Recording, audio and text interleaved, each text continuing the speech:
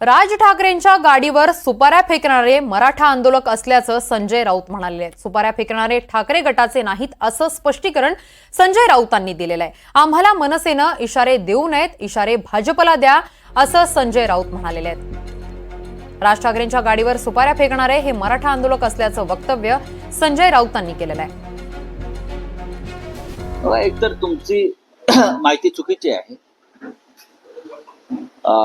मनसेचे प्रमुख राज ठाकरे यांच्या गाडीवर काही लोकांनी सुपाऱ्या फेकल्या। त्या शिवसेनेचे पदाधिकारी असू शकतात, पण त्याचा शिवसेनेचा पक्ष म्हणून संबंध नाही त्या आंदोलनाशी। आमच्या माहितीप्रमाणे ते आंदोलन मराठा कार्यकर्त्यांचं होतं आरक्षणासंदर्भात। सध्या महाराष्ट्रात विशेषतः मराठवाड्यात आणि बीडमध्ये जे आंदोलन सुरू आहे